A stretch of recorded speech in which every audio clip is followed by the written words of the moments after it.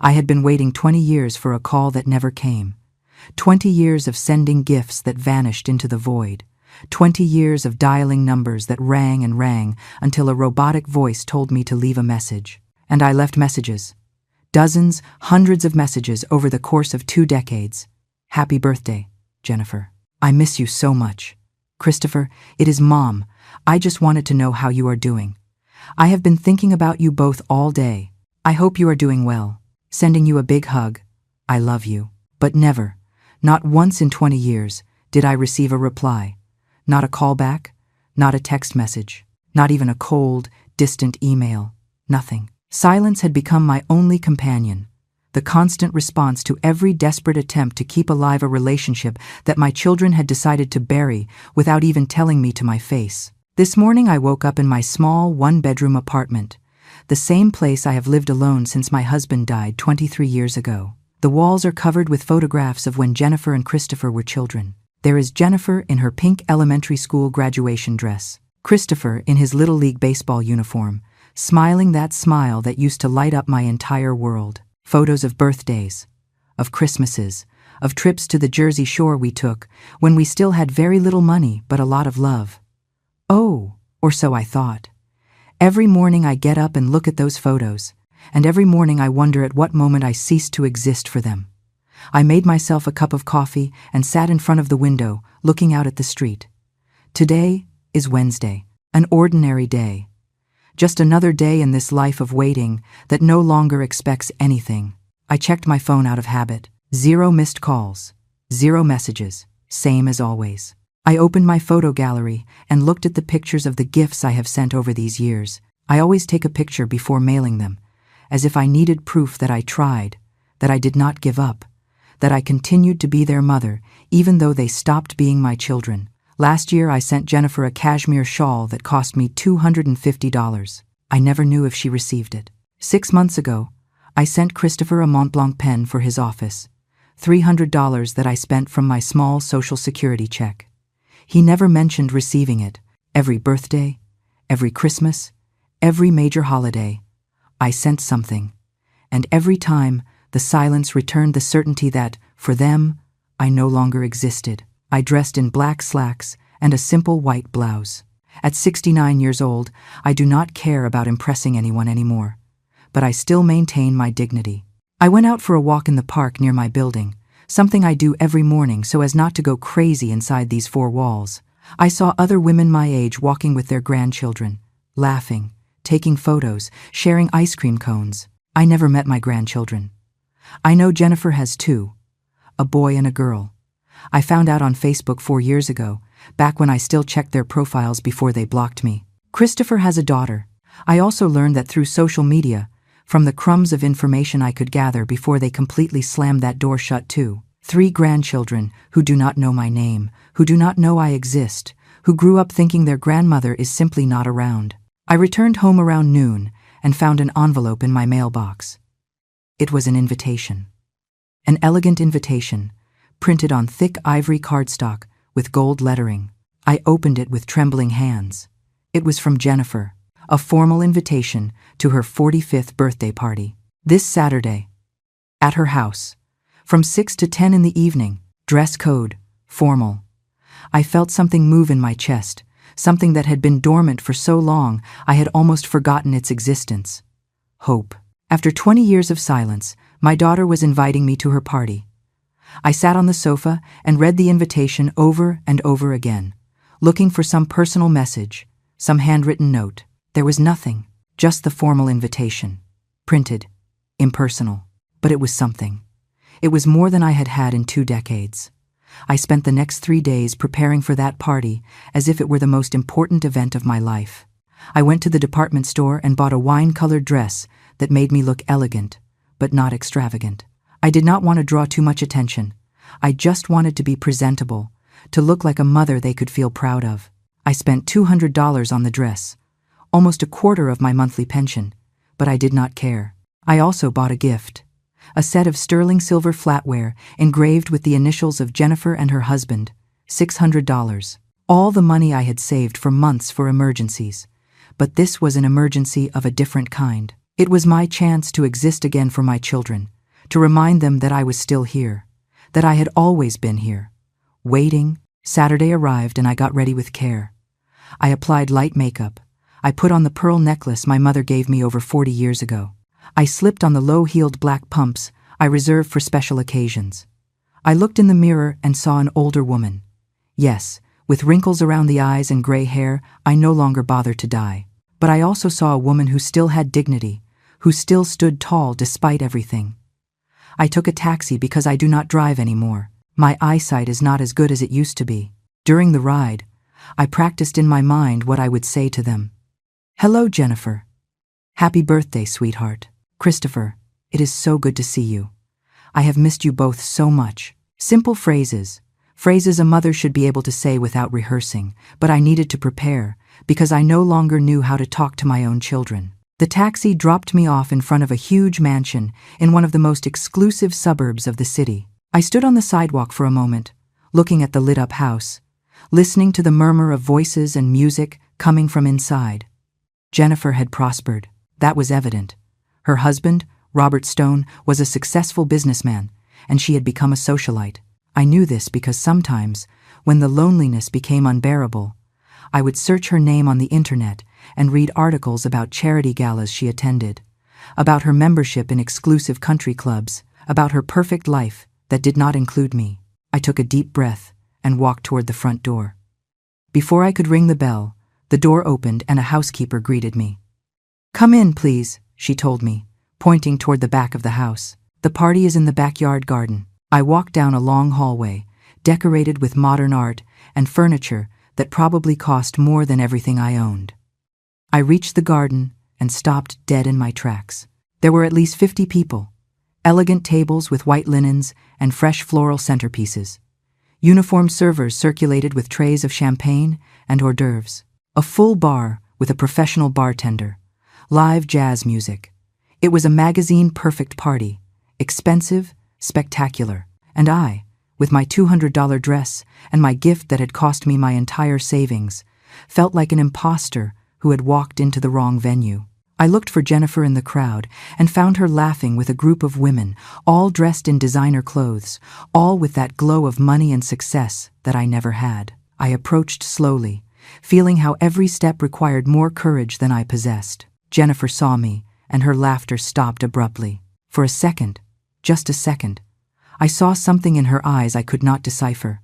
Then she smiled, that perfect social smile they must teach in country clubs. Mom, you said you would come, she said, kissing the air near my cheek. The women around her looked at me with curiosity. This is my mother, Margaret, Jennifer announced with a tone that sounded more like an apology than an introduction. The women nodded politely, but none made the effort to start a conversation with me. Jennifer excused herself, saying she had to greet other guests, and left me standing there, alone in the middle of a crowd of strangers who clearly belonged to a world I would never be part of. I looked for a place to sit and found an empty table in a corner of the garden, far from the center of the celebration. From there I could observe everything without getting in anyone's way, which was exactly what seemed expected of me. I saw Christopher enter the garden from the house. My son, 42 years old, a successful corporate lawyer, dressed in a suit that probably cost more than $2,000. He came in laughing with a group of men surrounding him as if he were someone truly important. I watched him move among the guests with that confidence that only money and success provide. He saw me. I know he saw me because our eyes met for a fraction of a second, and then he simply turned his head and continued his conversation as if I were just another garden chair, invisible, non-existent. That is how I felt after 20 years of unanswered calls, and that is how he confirmed that I effectively was. A server approached and offered me champagne. I took it just to have something in my hands, something to do with them besides wringing them in my lap. I took a sip, and the liquid tasted bitter to me, although it was probably the expensive kind, the kind these people drank without thinking twice. I looked around and saw entire families talking, laughing, hugging. I saw an older woman, probably my age, surrounded by what appeared to be her children and grandchildren, all attentive to every word she said. I felt a pang of pain so intense in my chest that I had to close my eyes for a moment. That was what I had dreamed of. That was what I thought I would have when I raised my children, when I sacrificed everything for them, when I worked 2 jobs so they could go to good schools, when I stayed up entire nights taking care of them when they were sick. The memories began to flood in without me being able to stop them. Jennifer was 8 years old when she had pneumonia. We spent 3 nights in the hospital, and I did not move from her side for a second. I sang her songs so she would sleep. I read her stories. I promised her everything was going to be all right. When we finally left the hospital, she hugged me and told me I was the best mom in the world. Where was that little girl now? Where was my daughter who hugged me and needed me? Christopher was 12 years old when his father died. It was a sudden heart attack. Without warnings, without time for goodbyes, my husband left and left us alone. Me with 2 children to raise and debts to pay. Christopher cried for weeks. Every night he would come into my room and lie down next to me because he was afraid I would leave too. I hugged him and promised him I would never abandon him, that I would always be there for him. How ironic. I kept my promise. It was they who abandoned me. The distancing was not overnight. It was gradual, like a silent disease that consumes everything without you realizing it until it is too late. When Jennifer got married 18 years ago, I was still part of her life. I was at the wedding. I helped with the preparations. I cried when I saw her walk down the aisle. But after the wedding, the calls became spaced out. Once a week, turned into once every 2 weeks, then once a month, then nothing. When I asked her if everything was okay, she always had an excuse. I am very busy, Mom. You know how it is being a newlywed. Robert and I are traveling a lot for his work. I have a lot of things to do. There was always something more important than me. Christopher got married 15 years ago. He did not even invite me to the wedding. I found out 3 months later when a distant cousin mentioned it in passing. Mom thought I already knew. I called him crying, demanding an explanation. His answer was cold, mechanical, as if he were talking to an annoyed client and not his mother. It was a small, intimate wedding. We did not want to do something big. You know Sarah and I are private people. Do not take it personally. But how could I not take it personally? He was my son. It was his wedding, and he did not even consider that I should be there. That was the first time I understood that something had fundamentally changed in our relationship, that it was no longer a simple phase of drifting apart, but a conscious decision to erase me from their lives. The birthdays were the worst. Every year, without fail, I sent gifts. I researched what they might like. I spent money I did not have. I packed each gift with care. I wrote long cards telling them how much I loved them, how much I missed them. I never received a thank you, not a message confirming the packages had arrived. Nothing. 5 years ago, I sent Jennifer an Italian wool coat I saw in a boutique that I knew she would love. It cost me $400. $400 I took from my savings. Money I should have used to fix the leak in my bathroom. I sent it with a letter telling her I had thought of her when I saw it, that it reminded me of when she was little and loved elegant coats. Weeks passed, then months. I never knew if she received it. For Christopher's birthday 3 years ago, I bought him a special edition of his favorite childhood book. It was a collector's edition, with original illustrations, bound in leather. It cost me $350, and I had to search in 3 different bookstores. I remembered how he loved that book when he was 10, how he asked me to read it to him over and over before sleeping. I thought maybe that gift would remind him who I was, who I had been to him. I sent it with a note that simply said, "Do you remember how much you liked this book? I love you very much, son. Mom." I never knew if it reached his hands or if it ended up in the trash unopened. The silence was my only answer, as always. Christmases were particularly painful. I spent the holidays completely alone in my apartment, watching Christmas movies on television and trying not to think that Jennifer and Christopher were celebrating with their own families without even sending me a text. 4 Christmases ago, I dared to show up at Jennifer's house unannounced. I rang the doorbell, and she opened the door herself. The surprise on her face quickly turned into barely concealed annoyance. "Mom, what are you doing here?" she asked me without inviting me in. Behind her I could see a huge Christmas tree, elegant decorations. I heard children laughing. My grandchildren were there, just feet away from me, and I did not even know their names. "I just wanted to say hello, give them a gift," I told her, holding a bag with toys I had bought for the children. Jennifer took the bag without looking inside. "Thanks, Mom, but we are in the middle of a family dinner. We will talk another day." "Okay." And she closed the door. I stood on her porch, for I do not know how long, staring at that closed door, listening to the laughter coming from inside. Family dinner. I was her family, and I was on the outside. Excluded, rejected, invisible. I walked to the nearest bus stop because I did not have money for a taxi. It was Christmas Eve and the cold chilled me to the bone. I got to my apartment past midnight, took off my shoes, and sat on the sofa in the dark. I did not turn on the small tree I had put in the corner of the living room. I did not put on Christmas music. I just stayed there, in the silence, finally understanding that it did not matter how much I insisted. It did not matter how many gifts I sent. It did not matter how many times I called them. They had decided that I was no longer part of their lives. I tried to talk to them about this only once.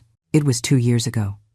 I managed to get Christopher to answer the phone, probably because I called from an unknown number and he thought it was work-related. "Son, I need to talk to you," I told him with a trembling voice. "I need to understand what happened. Why have you shut me out of your lives?" There was a long silence on the other end of the line. Then he sighed, that sigh of annoyance people use when they have to deal with something they consider a waste of time.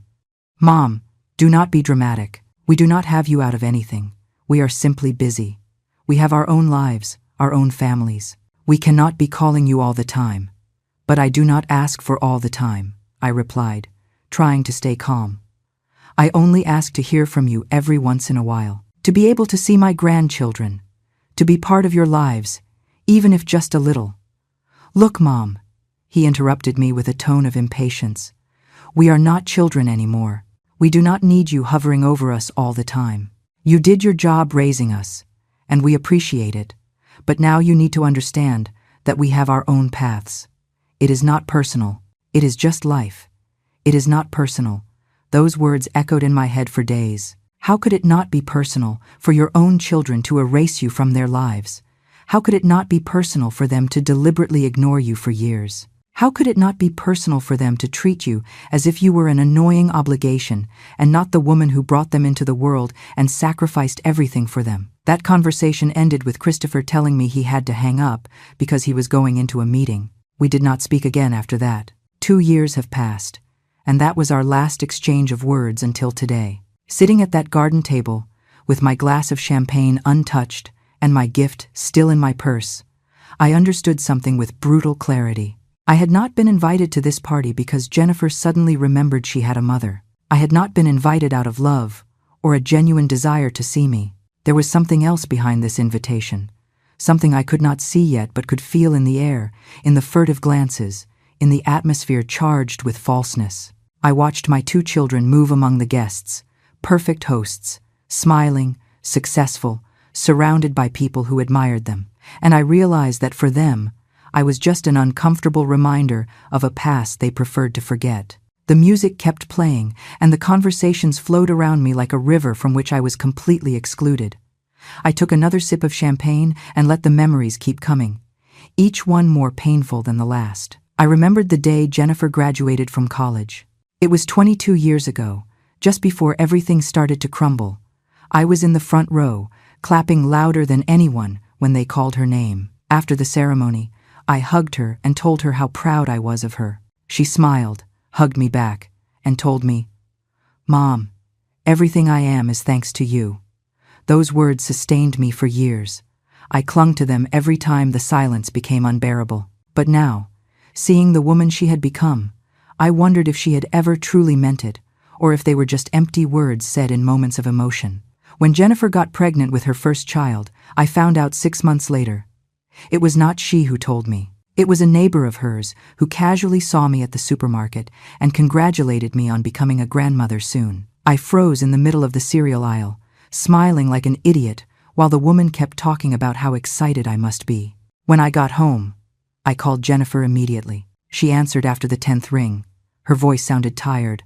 "Daughter, I just found out you are pregnant," I told her, trying not to sound accusatory. "Why didn't you tell me?" There was an awkward silence. "I was going to tell you, Mom," she finally replied. "It is just that I have been very busy with doctors and all that. You know how it is." No, I did not know how it was, because she never included me in anything.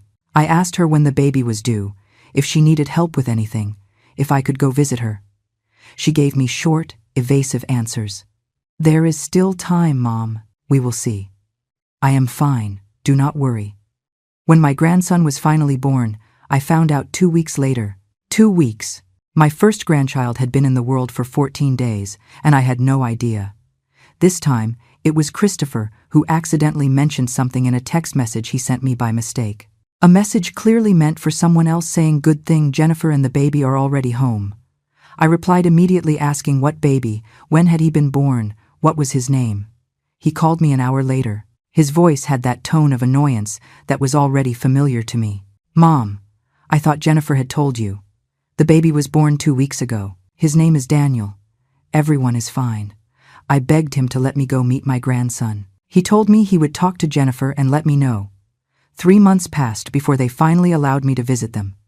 3 months in which I insisted, begged. I called every week until finally Jennifer gave in, just to stop me from bothering them. When I arrived at her house that day, with gifts I had bought with the little I had, she met me at the door with the baby in her arms. She did not invite me in. She simply stood there, letting me see the child from the threshold. "He is beautiful," I told her with tears in my eyes. "Can I hold him?" "He is asleep, Mom. Better not wake him up," she replied. "I just wanted you to meet him. Here are the gifts," I told her, extending the bags. "Thanks. I will look at them later," she said, taking them without looking at them. "I have to go, Mom. The baby needs to eat soon." And that was it. My first meeting with my grandson lasted less than 5 minutes, standing at the door of my daughter's house as if I were a door-to-door salesperson. I cried all the way back home.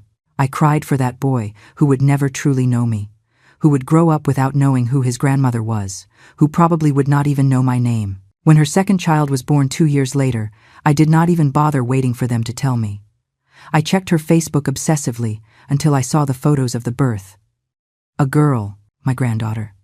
I sent flowers to the hospital, but I never knew if she received them.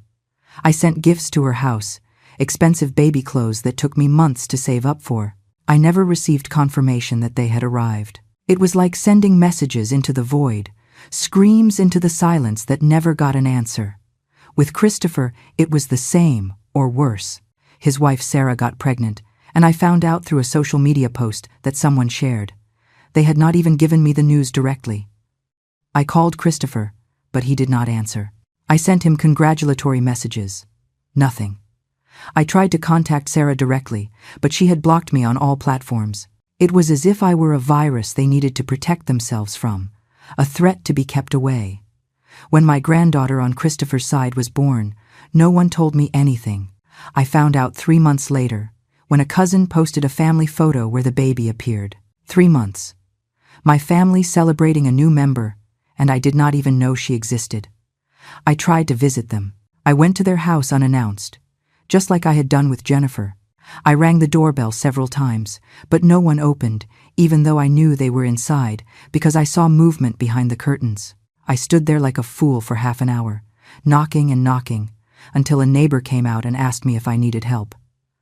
"I am waiting for my son," I explained. Feeling the humiliation burn my cheeks, the woman looked at me with pity.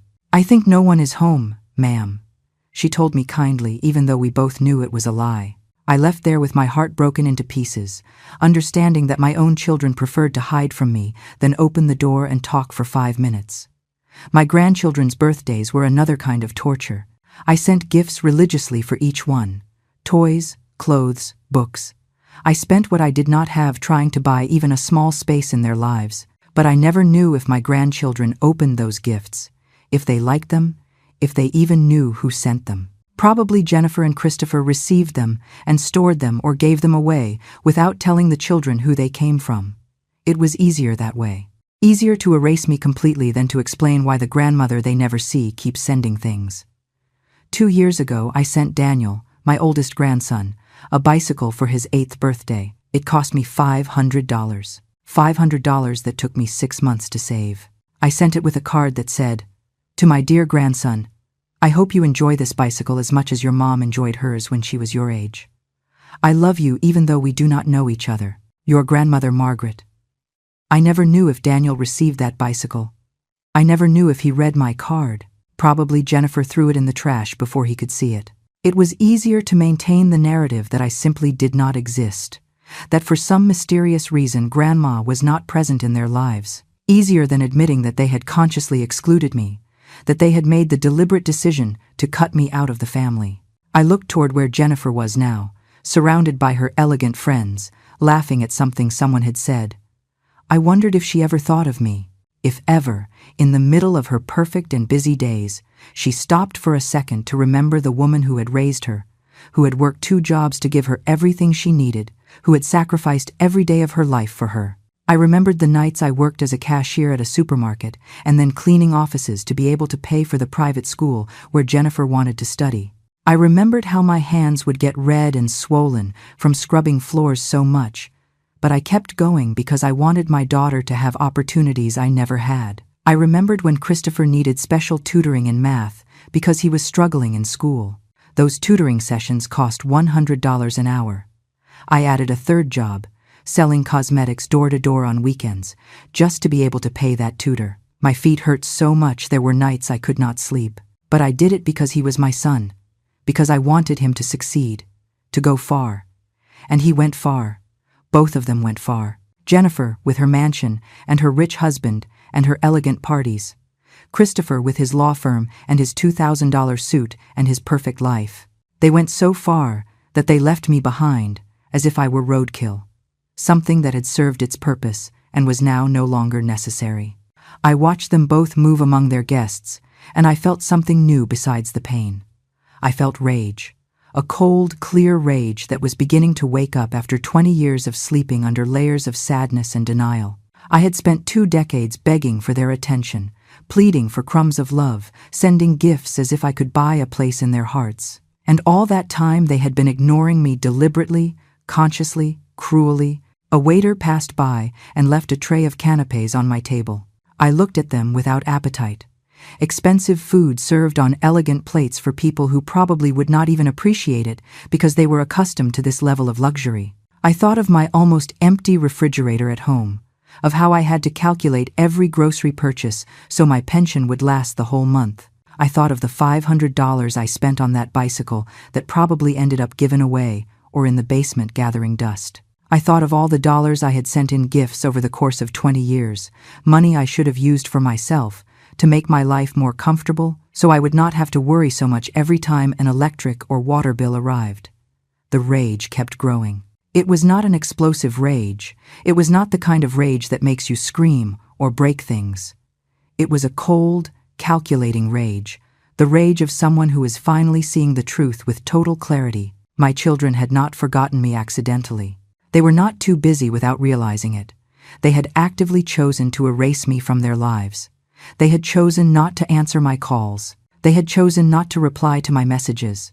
They had chosen to keep their children away from me. They had chosen to close the door in my face, literally and figuratively. And I, like a fool, had kept insisting, begging, sending smoke signals, hoping that someday they would remember I existed. But today, sitting at this party where clearly I did not belong, where I did not even know why I had been invited after so long, something changed inside me. Something broke definitively, but not in the painful way from before. It broke in a liberating way. I realized that I no longer wanted to keep begging. I no longer wanted to keep being invisible to the 2 people who were supposed to love me more than anyone in the world. I no longer wanted to keep living in this agony of constant hope and guaranteed disappointment. I was still lost in my thoughts when I saw Robert, Jennifer's husband, walk toward a small stage they had set up in the center of the garden. He was a tall man, about 50, with that air of authority that money and power give. He took a glass of champagne and tapped the crystal lightly with a spoon. The sound resonated throughout the garden, and little by little, the conversations died down. All the guests turned toward him with attention. I stayed where I was, in my distant corner, feeling my heart start to beat faster without knowing exactly why. "Good evening, everyone." Robert began with that voice trained for public speaking. "Thank you for joining us on this very special day to celebrate my wonderful wife. The guests applauded, and Jennifer went up to the stage next to him, radiant in her champagne-colored dress that probably cost more than I earned in 3 months. They kissed while everyone applauded, and I felt something twist in my stomach. Robert continued talking about how lucky he was to have Jennifer in his life, about everything they had built together, about their plans for the future. I listened halfway, still trying to understand why they had invited me after so long. Then Robert said something that made me pay complete attention. "I also want to take this moment to make an important announcement," he said, looking at the crowd. "As many of you know, Jennifer and I have been working on a very special project." He paused dramatically, and I saw Christopher approach the stage with a smile on his face. My son went up the steps and stood next to his sister and brother-in-law. The three of them looked perfect up there, like a magazine photograph of successful, happy people. "We are excited to announce," Robert continued, "that we have acquired a beautiful piece of land on the coast, with an ocean view, where we will build a beach house for the whole family. A house where we can gather, create memories, strengthen our family bonds." The guests applauded enthusiastically. I sat paralyzed in my chair. Family. He had said family, but I did not even know about this project. No one had mentioned anything to me, obviously, because I was not part of that family they were talking about. Christopher took the microphone. As the family attorney, he continued with that professional tone he used. "I have been coordinating all legal aspects of this acquisition, and I want to tell you that this beach house is not just a property. It is a legacy we will leave for our children and our children's children. A place where the Stone family will gather for generations." More applause. I felt the cold rage that had started to awaken become more intense. The Stone family. I was Margaret Ross. I had given them that maiden name, but clearly I was not included in this legacy. Jennifer took the microphone from her brother's hands. And to make this even more special, she said with a smile that did not reach her eyes, "We want this investment to be something we all participate in." Then something happened that left me frozen. Jennifer searched for me with her gaze among all the guests. When our eyes met, her smile grew wider, but there was something in it that gave me goosebumps. "Mom," she said, pointing at me, "why don't you come up here with us?" All the guests turned to look at me, 50 pairs of eyes watching me while I remained seated, not knowing what to do. "Come on, Mom," insisted Jennifer. "Do not be shy." My legs barely responded, but I managed to stand up. I walked toward the stage, feeling every gaze nailed into my back. I went up the steps carefully, my low-heeled shoes making noise against the wood. When I reached the top, Jennifer put an arm around my shoulders in a gesture that might seem affectionate to anyone who did not know our history. "Look," she said, addressing the guests. "Here is my mother, Margaret. After so many years, she is finally here with us." There was something in the way she said those words that sounded false, rehearsed. Robert continued speaking.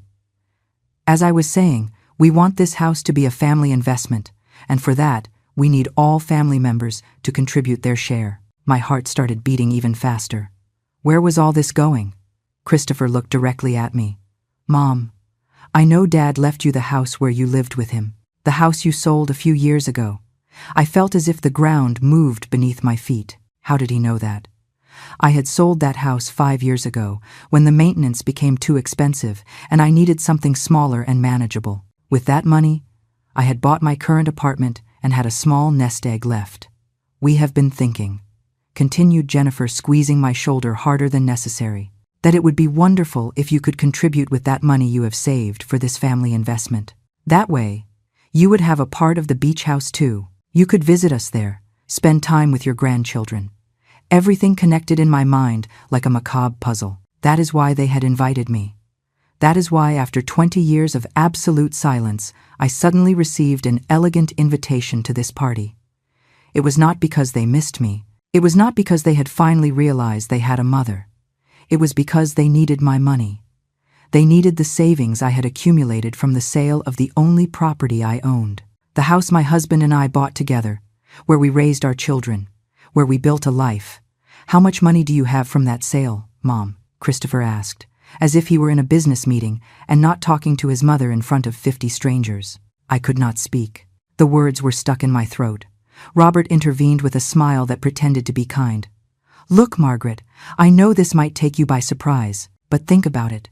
It would be a way to secure your place in the family. an investment in your grandchildren's future. And of course, you could use the house whenever you wanted. It would be your house too. Lies. It was all lies. I could see it in their eyes, in the way they avoided looking at me directly, in how Jennifer had let go of my shoulder and now maintained physical distance, even though we were on the same stage. "We are putting in the majority," added Jennifer. "But we thought you would want to be part of this. After all, it is your family. Your family." Those words sounded hollow, coming from the mouth of someone who had not called me in 20 years. From someone who had closed the door in my face when I went to meet my grandson. From someone who had blocked my numbers, ignored my messages, returned my letters. Christopher pulled out a folder he had prepared. "I already have all the documents ready," he said with professional efficiency. "We just need you to sign here and make the wire transfer. We are talking about $200,000, right, Mom? That is more or less what you cleared from the sale of the house after buying your apartment." I still could not speak. $200,000. It was exactly the amount I had left. How did they know? How had they investigated my finances without me knowing? The answer was obvious. Christopher was a lawyer. He had contacts. There were ways to find these things out. They had planned all this meticulously. The invitation after 20 years, the elegant party, the public announcement, all designed to pressure me, to make me feel that I would finally have a place in the family if I just handed over my money. "Come on, Mom," said Jennifer with barely concealed impatience. "It is not that complicated. It is a good investment. The property value will go up.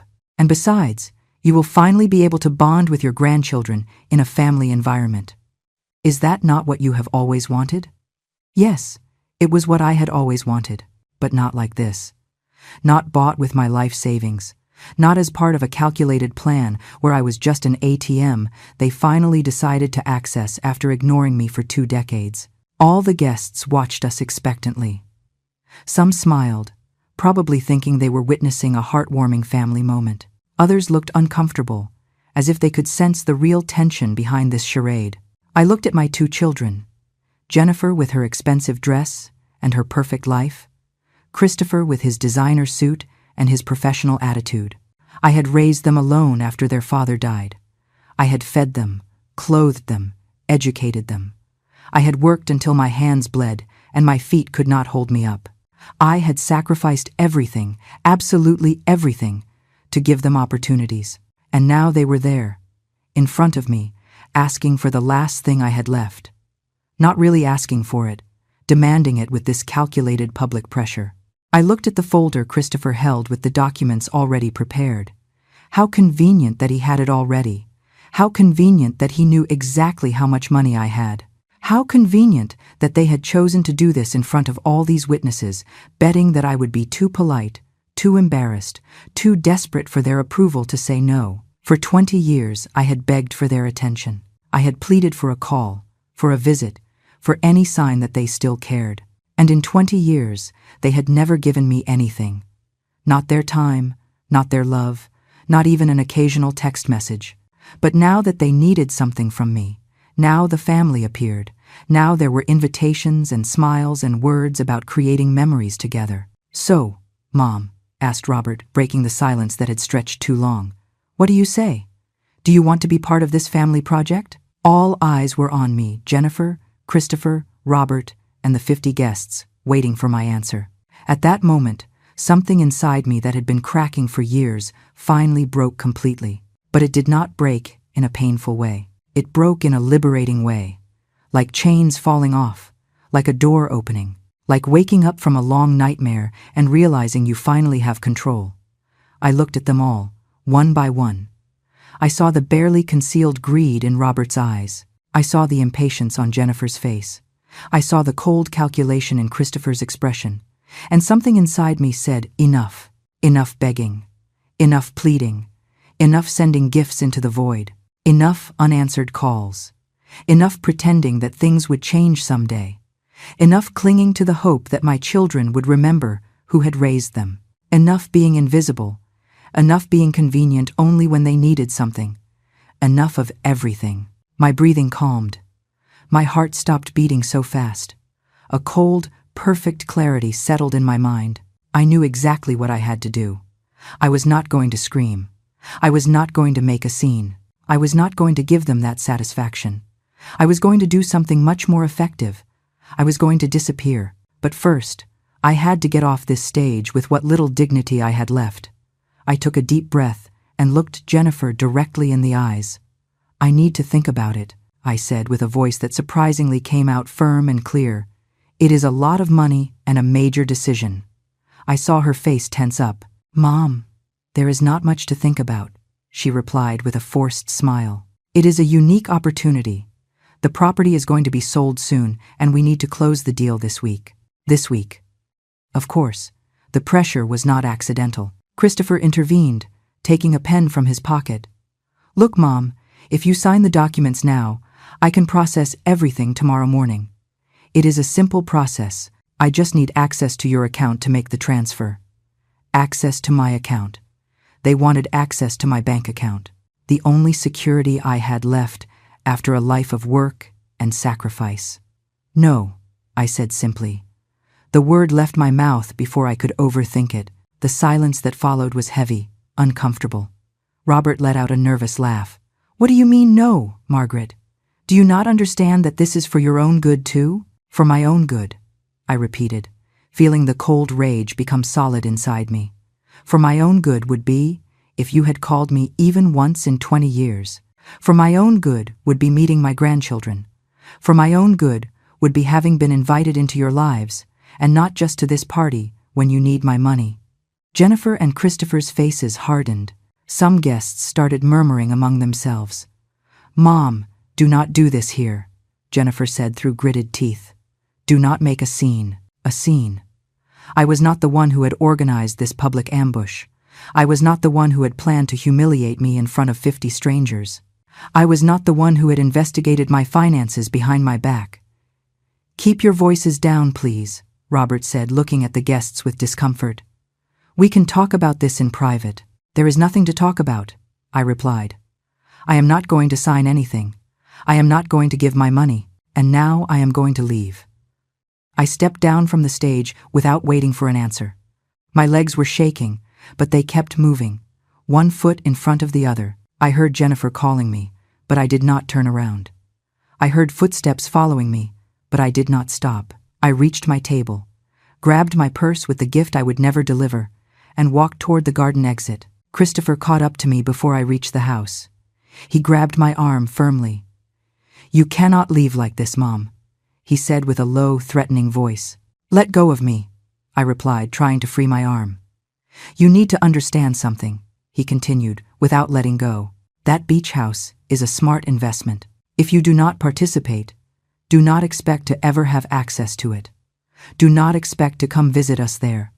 Do not expect to be part of our family vacations. I do not expect anything from you," I said, looking directly at him. "I haven't expected anything for 20 years. And you know what?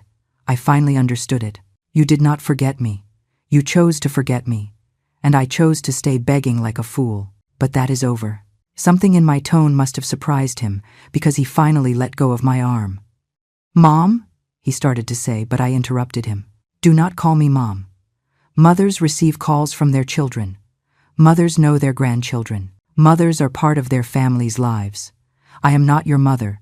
I am just someone with money that suddenly interests you." I turned around and kept walking. This time no one stopped me. I left that house, that perfect garden, that farce of a family celebration. I called a taxi from the street and waited under the lights of the entrance while the party continued inside as if nothing had happened. Probably Robert was already making another toast, distracting the guests, saving face. When the taxi arrived, I got in and gave my address to the driver. I looked out the window as we drove away from that lit-up mansion, and in that moment, with a clarity I had never had before, I knew exactly what I was going to do. I was not going to keep begging. I was not going to keep waiting. I was not going to keep being the invisible mother who existed only when they needed her. I was going to disappear for real, completely. And when I did, it would be in such a way that they could never, ever find me or access what was mine. The taxi moved through the dark streets, and I felt like every mile that took me away from that house was a mile toward my freedom, toward my new life, toward the woman I should have been 20 years ago, when the silence began. But better late than never. I arrived at my apartment past midnight. I took off the wine-colored dress and folded it carefully, knowing I would never wear it again. I put on my old robe and sat at the kitchen table with a cup of tea I had no intention of drinking. I just needed something warm in my hands, while my mind worked with a clarity I had never experienced before. I did not feel pain. I did not feel sadness. I felt pure, cold determination. I took out a notebook and started writing a list. It was not an emotional list. It was practical, methodical, definitive. First, change my name legally. Second, sell the apartment. Third, close all my bank accounts and open new ones at another bank. Fourth, cancel my phone number. Fifth, delete all my social media. Sixth, contact a lawyer to revise my will. The list went on. Every point was a step toward my complete disappearance. I was not going to leave trails. I was not going to leave doors open. I was not going to give them the chance to find me when they needed something from me again. I stayed up all night, planning every detail. When Monday dawned, I dressed in comfortable clothes and left my apartment with a clear purpose. My first stop was the office of an attorney I found online, one who had no connection to Christopher or his professional circle. She was a woman in her 50s named Sarah Parker. I explained my situation without getting into too many emotional details. Just the facts. I want to change my full name, I told her, and I need to do it in a way that is hard to trace. Sarah looked at me with eyes that had seen many stories. She did not judge me. She did not ask me if I was sure. She simply nodded and began explaining the process. It will take approximately 3 months, she told me. We need to file a petition with the court, publish the change in the official newspaper, wait the legal period in case there are objections. 3 months. I could wait 3 months. I had waited 20 years for love that never came. I could wait 3 months for my freedom. And the will? I asked. I also need to change it. Sarah pulled out forms and started asking questions. Do you have current beneficiaries? Yes, I replied. My 2 children. But I want to remove them completely. I want everything I have to go to a charity when I die. She wrote everything down without making comments. I also need to review any document where they might appear as emergency contacts, power of attorney, or insurance beneficiaries. I want to remove them from everything. Sarah looked up. That is very definitive, Mrs. Ross. Are you absolutely sure? I looked her straight in the eye. I haven't existed for them for 20 years. It is time for them to stop existing for me too. Only this time it will be legal and permanent. She nodded and continued taking notes. We will review everything. Bank accounts, insurance, property, medical documents. We are going to ensure they have no access to anything that is yours. I paid her a retainer of $1,000 and left with a folder full of documents I had to sign. My next stop was the bank. I asked to speak with the manager and explained that I needed to close all my accounts and open new ones at a completely different bank. The man looked at me confused. Is there a problem with our service, ma'am? No, I replied. I just need to make changes in my financial life. It is personal. He helped me close the accounts. He gave me cashier's checks with the money I had in each one, $215,000 in total. Everything I had left from the sale of the house, plus the small savings I had accumulated over years. I left there and went directly to another bank on the other side of the city. I opened new accounts in my current name, knowing that in 3 months I would change them to the new name. I deposited all the money and asked that there be no public information associated with these accounts. I returned home exhausted, but satisfied with the progress of the first day. Over the next few weeks, I continued executing my plan with surgical precision. I hired a real estate agency to sell my apartment. I told them I needed to sell fast and was willing to lower the price a bit. In 2 weeks, I had 3 offers. I accepted the best one, a young family that paid me $180,000. It wasn't everything the apartment was worth, but I didn't care. What mattered was speed and closing that chapter. Meanwhile, I looked for a new place to live, something small, in another city, where no one knew me. I found a 1-bedroom condo in a coastal town 4 hours away. It was quiet, had an ocean view, and cost much less than what I was currently paying. I started packing my things slowly, The hardest part was deciding what to do with the photographs, those damn photographs covering my walls, reminding me every day of what I had lost. Jennifer as a child smiling at me, Christopher in his school uniform. Christmases we celebrated together, happy birthdays, vacations at the beach when we still had little, but were united. I took every frame and removed the photos. I looked at them one by one, allowing myself to feel the pain one last time. Then I put them all in a box. I did not throw them away. I could not do it yet. But I stored them in the back of a closet, out of my sight.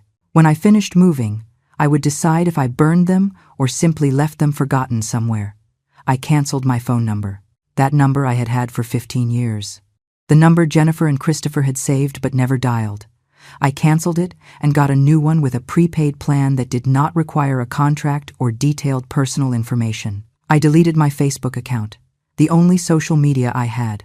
I erased years of posts no one had commented on, photos no one had liked, messages I had sent that were never answered. It was liberating to see that account disappear with a simple click. I changed my email, the old one, where I received notifications of my children's birthdays that I never celebrated with them. I closed it. I opened a new one with a generic name no one could associate with me. Weeks passed, and I kept working on my plan with the dedication of someone who had finally found a purpose. One day I received a call on my old phone, just before canceling it. It was Christopher. My heart jumped, but not from hope, but from rage. I answered without saying anything. "Mom," said his voice on the other end. "We need to talk." Silence followed. "Look, I know things got out of hand at Jennifer's party.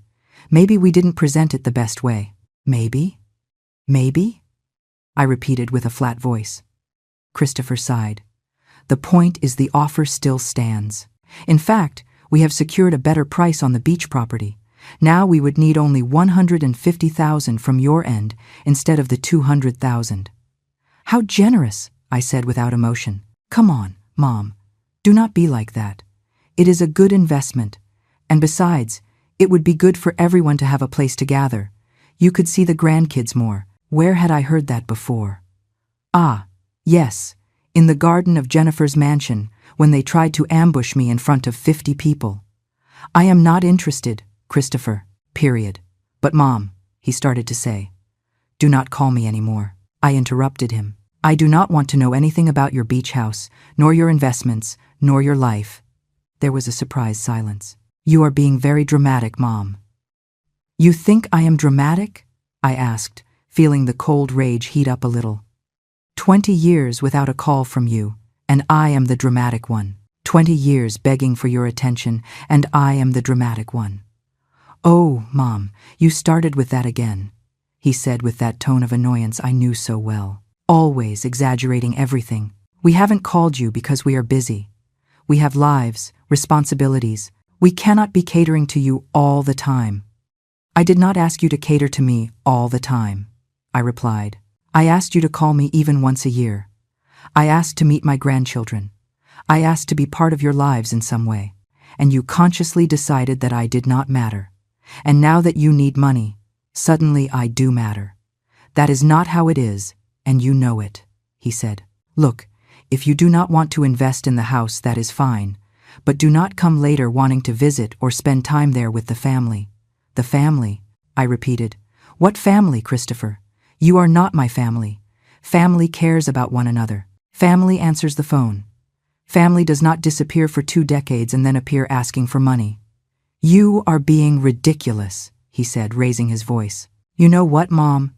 Do whatever you want, but do not expect us to keep begging you to be part of our lives." "You never begged me for anything," I replied. "I was the one who begged. But that is over," and I hung up. Immediately after, I turned off the phone, took out the SIM card, and cut it into pieces with scissors.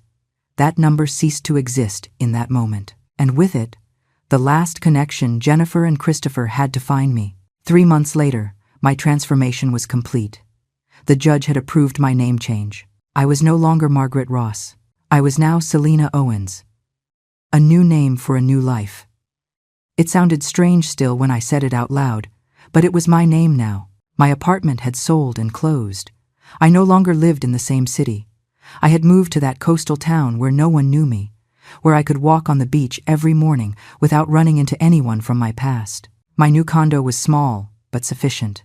It had a balcony with an ocean view where I drank my coffee every morning watching the sunrise. It was peace. It was silence. It was freedom. I had transferred all my money to the new accounts under my new name. $395,000 in total, between what I had saved and what I got from the apartment sale. It was more than enough to live comfortably for the rest of my life if I was careful. Sarah Parker, my attorney, had completed all the legal changes. Jennifer and Christopher had been removed from absolutely everything.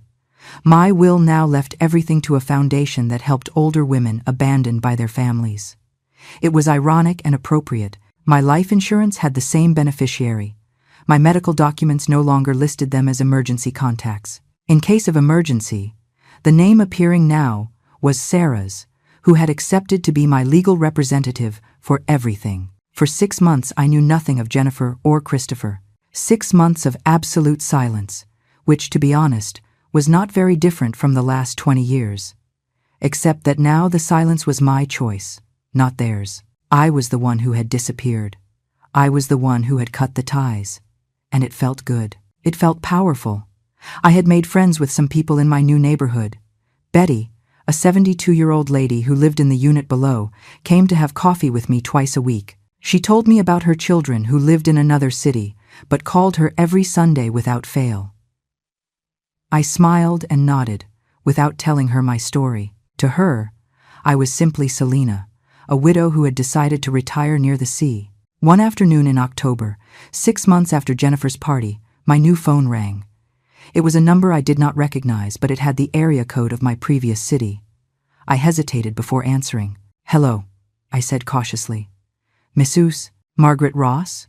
asked a male voice I did not recognize. "I do not use that name anymore," I replied. "Who is speaking?" "I am attorney Daniel Rivers. I represent your son, Christopher Ross. I need to locate you urgently." My heart raced, but I kept my voice firm. "How did you get this number? We have been trying to find you for months, ma'am.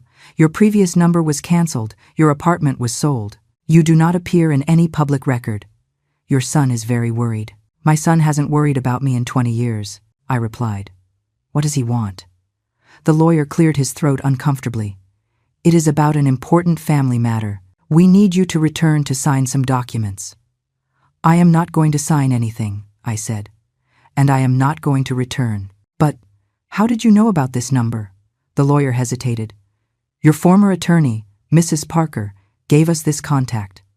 I felt a pang of betrayal, but I understood Sarah had legal obligations.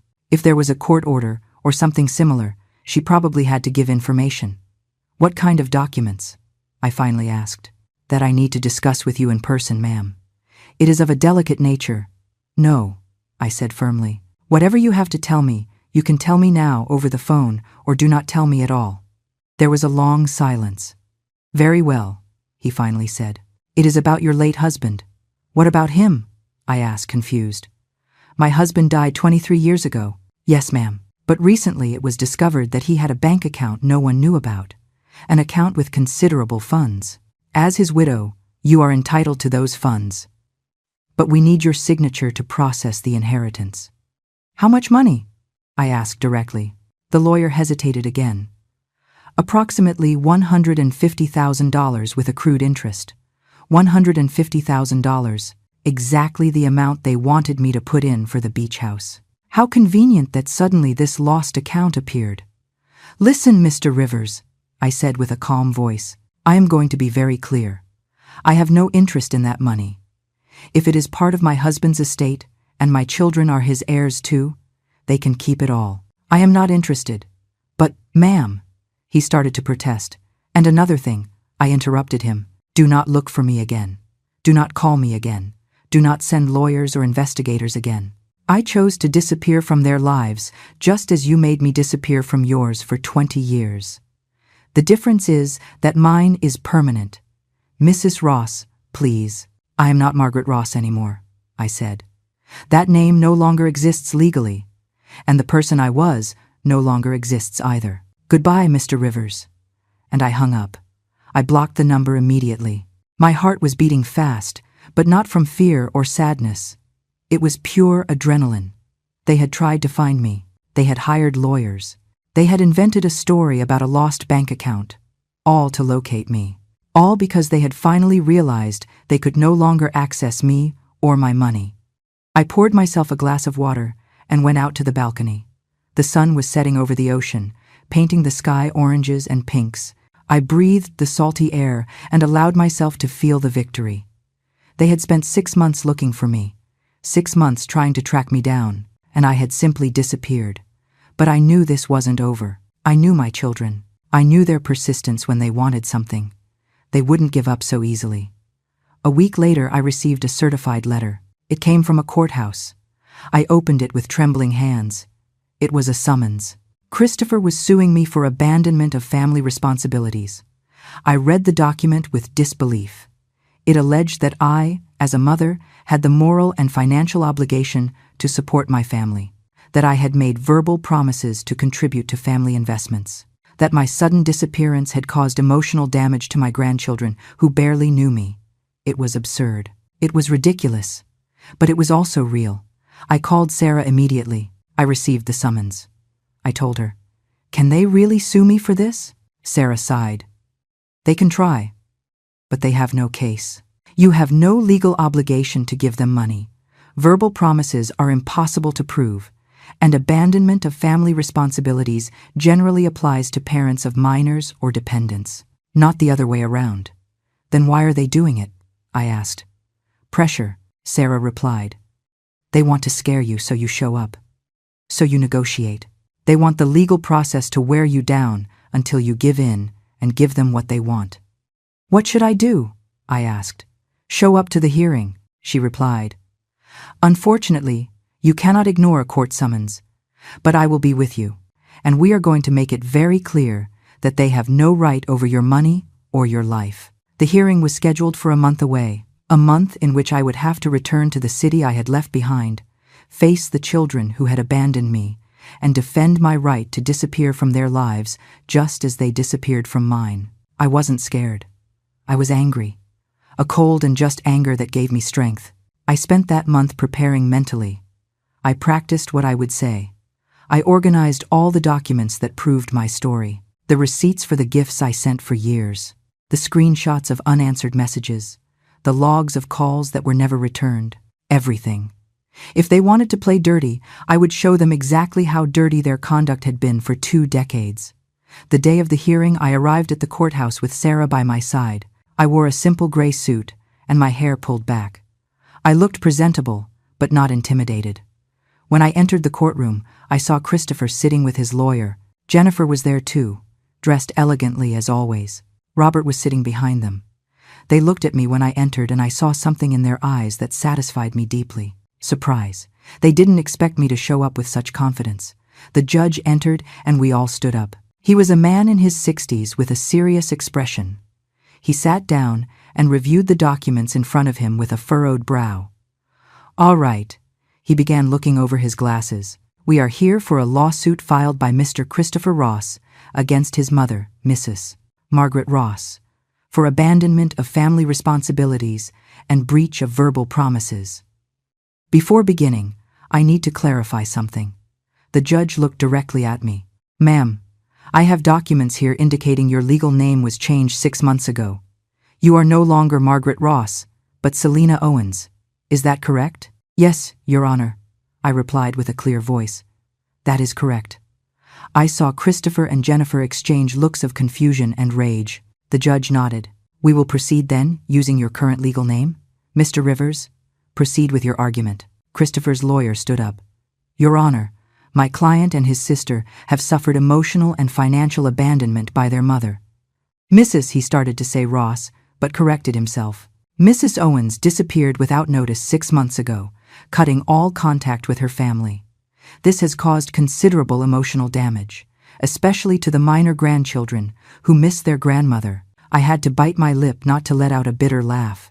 "The grandchildren I never knew missed me," the lawyer continued. "Furthermore, the lady had verbally promised to contribute financially to a family project, a real estate investment that my clients had planned, counting on her participation. When she disappeared, My clients lost the opportunity to close that investment, causing them financial losses.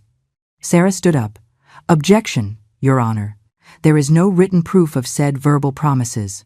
And as for the alleged emotional abandonment, we have extensive evidence that it was exactly the opposite. The judge raised his hand. We will get to that. Mr. Rivers, do you have any tangible proof of these verbal promises? The lawyer hesitated. We have testimonies from those present at the birthday party where the topic was discussed. Testimonies from people who were at that public ambush, I thought. The judge seemed skeptical. Continue. I would like to call Mrs. Jennifer Stone to testify. Jennifer stood up and walked to the stand. She looked perfect as always, every hair in place, her clothes expensive and elegant. She swore to tell the truth and sat down. Mrs. Stone, began her lawyer. Can you describe the relationship you have had with your mother over the years? Jennifer took a deep breath and put on her victim face. My mother has always been a very difficult person, she began. After my father died, she became demanding, needy for constant attention. I tried to maintain contact, but it was exhausting. Every conversation ended with her complaining that we didn't visit her enough, that we didn't call her enough. It was a very heavy emotional burden. I clenched my fists under the table, but kept my face neutral.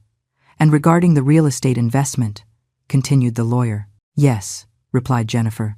We thought it would be a wonderful opportunity to finally have a place to gather as a family. A place where Mom could spend time with her grandchildren. We explained everything to her at my birthday party. She seemed interested, said she would think about it, but then she disappeared without giving explanations. She sold her house, changed her name, left without telling us where. She left us worried, not knowing if she was alive or dead. Her eyes filled with perfectly timed tears. My grandchildren ask about their grandmother all the time. I do not know what to tell them. Sarah stood up for cross-examination. Mrs. Stone, when was the last time you called your mother before the birthday party? Jennifer blinked. I do not remember exactly. Sarah pulled out a document. I have here Mrs. Owen's phone records for the last 5 years. There is not a single incoming call from your number or your brother's. Not one. In 5 years. Jennifer shifted uncomfortably in her seat. Well, I was very busy. So busy you couldn't make a phone call in 5 years? Asked Sarah. And what about the previous 20 years? We have testimonies from neighbors, acquaintances, distant relatives, confirming that you and your brother cut contact with your mother for over 2 decades.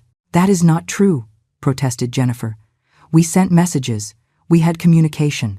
Sarah pulled out more papers. Here I have screenshots of all the messages your mother sent you for years. Hundreds of messages. Birthday wishes, Christmas messages, photos, questions about how you were. And do you know how many of those messages were answered, Mrs. Stone? Not a single one. Jennifer went pale. Well, sometimes I didn't see the messages. For years? Insisted Sarah. And the gifts? Your mother has receipts for dozens of gifts sent to your address. Expensive gifts bought with her pension money. A cashmere shawl for $250, a silver cutlery set for $600, a bicycle for your son for $500. Did you ever thank her for those gifts? Did you ever let her know you had received them? Jennifer did not answer. And the grandchildren? Continued Sarah, relentless. Your mother went to your house when your first child was born. You left her standing at the door for less than 5 minutes. You didn't let her in. You didn't let her hold the baby. Is that how you treat a grandmother who is supposedly so important to your children? That was, Jennifer searched for words. It was a bad time. The baby was sleeping.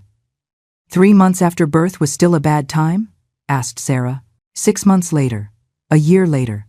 At what moment exactly did you plan to allow your mother to meet your children? She is badgering the witness.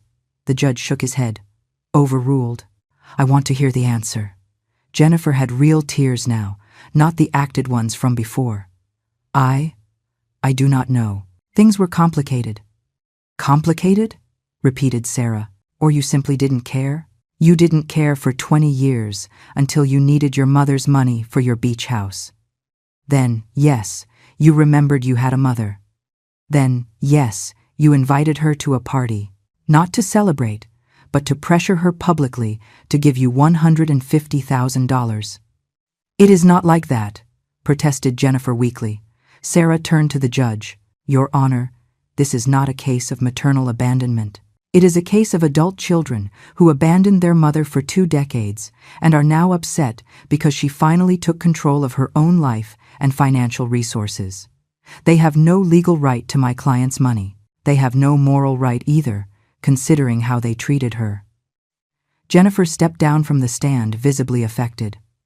Christopher was called to testify next. His version was similar to his sister's. He spoke of how I was difficult, demanding, how they had tried to maintain contact, but I always wanted more. Sarah destroyed him just like Jennifer, with evidence after evidence of their years of silence and negligence. Finally, I was called to testify. I walked to the stand with my head held high. I swore to tell the truth, although the truth was already more than clear in the documents Sarah had presented. Mrs. Owens, began Sarah, can you explain to the judge why you decided to change your name and move? I looked directly at the judge. For 20 years, I tried to maintain a relationship with my children. I called them, and they didn't answer. I sent them messages, and they didn't reply. I sent them gifts, and never knew if they received them. I went to their houses, and they closed the door in my face. My grandchildren are 8, 6, and 4 years old. I have never held them. I have never spent a birthday with them. I barely know their names. My voice cracked slightly, but I continued.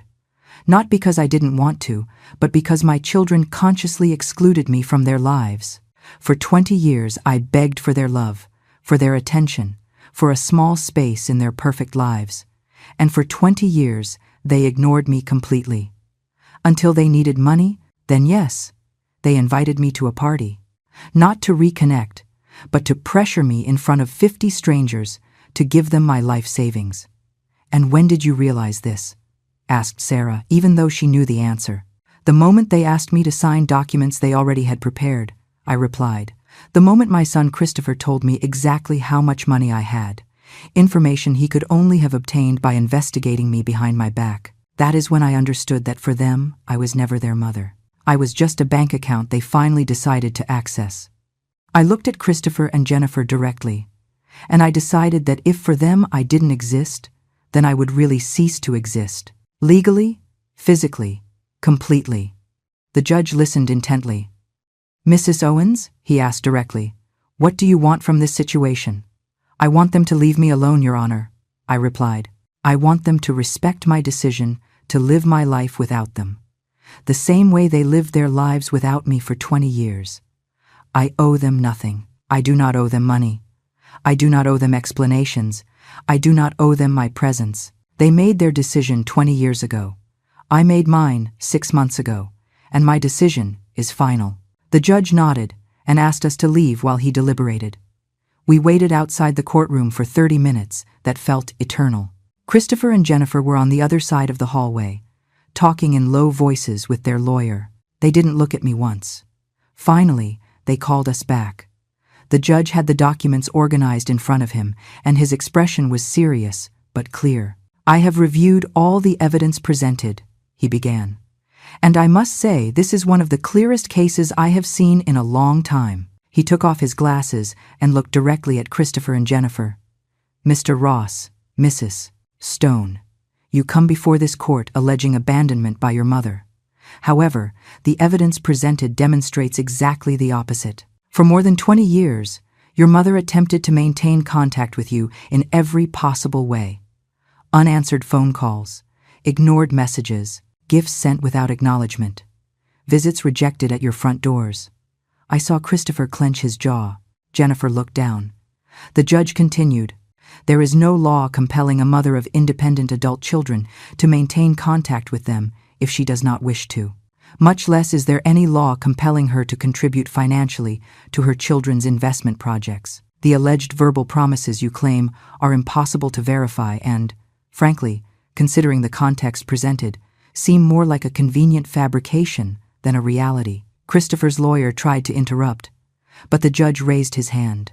I haven't finished. What I find particularly troubling in this case is the clear pattern of emotional neglect on the part of the plaintiffs toward their mother followed by a sudden interest when they discovered she had considerable financial resources. That is not filial love. That is opportunism. Therefore, proceeded the judge, this court dismisses the lawsuit in its entirety. Mrs. Selina Owens, formerly known as Margaret Ross, has no legal, moral, or ethical obligation toward her adult children. Furthermore, I order the plaintiffs to cease all attempts to contact, locate, or harass Mrs. Owens. Any violation of this order will result in harassment charges. Case closed. The bang of his gavel resonated in the room like a gunshot. I felt something release inside my chest. It was official. It was legal. It was definitive. Sarah squeezed my hand under the table. Christopher stood up abruptly. "This is ridiculous," he exclaimed. "She is our mother. She has obligations to us." The judge looked at him sternly. "Mr. Ross, I suggest you sit down and accept the verdict.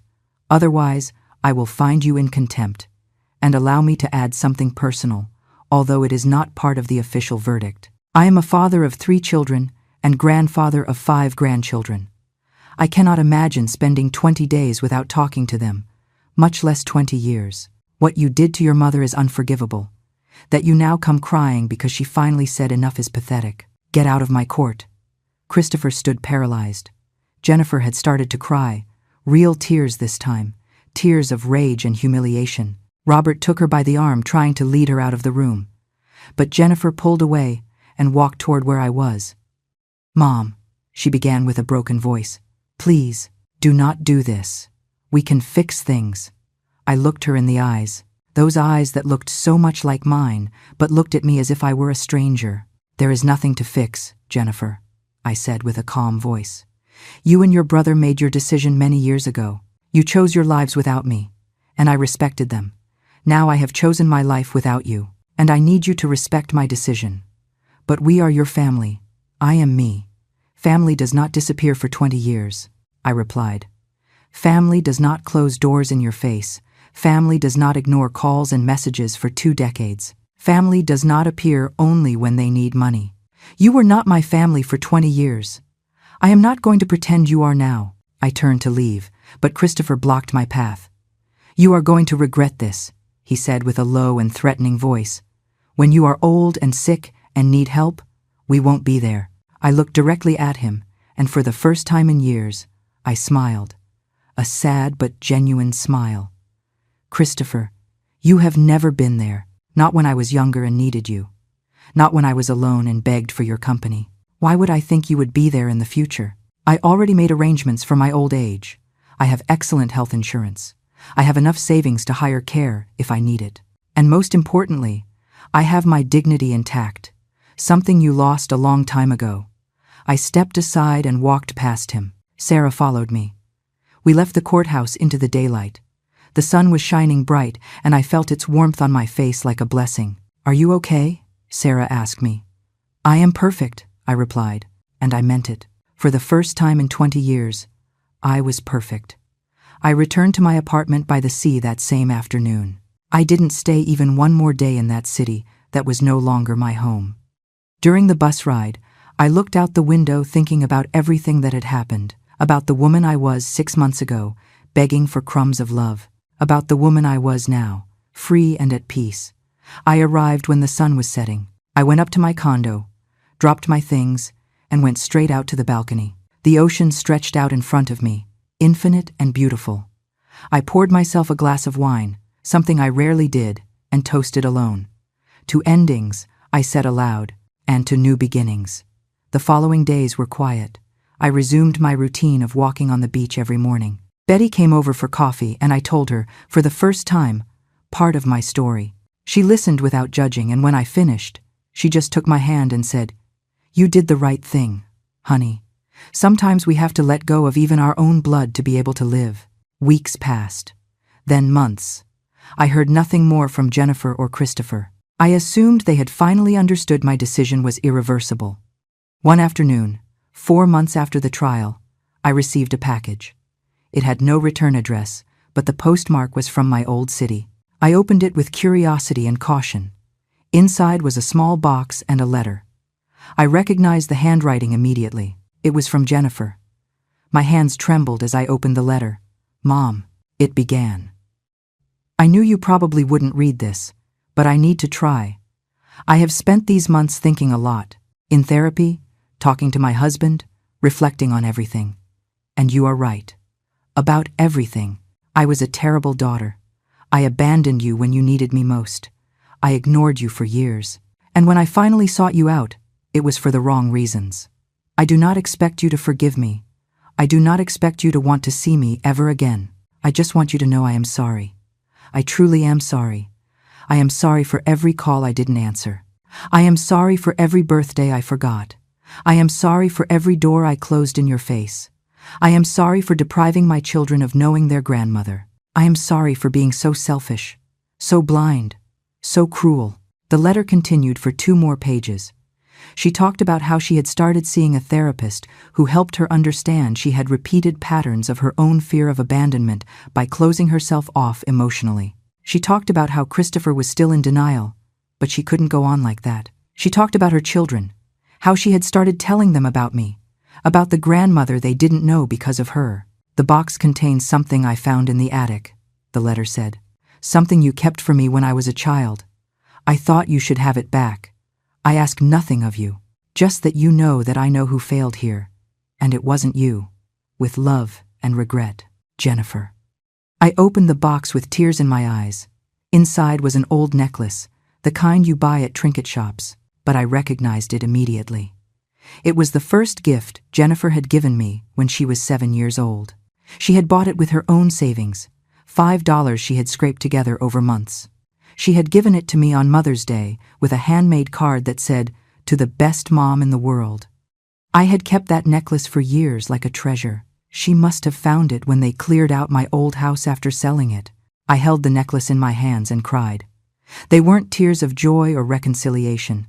They were tears of grief for what could have been and never was, for the relationship we should have had and was lost, for the years we would never get back. I put the letter and the necklace in a box at the back of my closet. I did not reply. I did not call. I did not look for Jennifer, because even though I appreciated her apology, even though I recognized her apparent sincerity, I also knew that some things are broken in ways that cannot be repaired. And I was at peace with that. I had spent 20 years trying to force a relationship my children didn't want. I wasn't going to spend the rest of my life doing the same, not even if now it was one of them seeking to reconnect. My life now was mine. My time was mine. My peace was mine. And I wasn't willing to risk any of that, not even for the possibility of recovering a daughter I had lost a long time ago. 6 months after receiving that letter, on a particularly beautiful morning, I was drinking coffee on my balcony when Betty came up with a cake. "It is your birthday," she announced with a smile. 70 years deserves to be celebrated. I had completely forgotten my birthday. I didn't even keep track of those things anymore. But Betty had remembered, because I had mentioned it months ago in casual conversation. We cut the cake and ate it watching the sunrise. She told me stories of her 72 years, of her regrets and her joys, and I shared my own reflections. I reached this age finally feeling free, I told her. Free of expectations that were never met. Free of a family that viewed me as a burden. Free of begging for love that wasn't reciprocal. And you know what, Betty? It feels glorious. She raised her coffee mug in a toast. To freedom, she said. To dignity. To women who finally said enough. We toasted, and the sun finished rising over the ocean. In that moment, I understood something fundamental. I hadn't lost my children. My children had lost me. And it was their loss, not mine. Because I had spent 70 years learning to love unconditionally, to give without expecting anything in return, to be strong even when everything crumbled. I had raised 2 children alone. I had worked to exhaustion. I had sacrificed everything for them. And when I finally decided to stop sacrificing myself, when I finally chose my own peace over their comfort, I became the villain of their story. But I didn't mind being the villain if it meant finally being free. Today, 3 years after that birthday party that changed everything, I continue living in my condo by the sea. I am 72 years old. My hair is completely white, and I no longer bother dyeing it. I have deep wrinkles that tell the story of a full life, with its pains and its victories.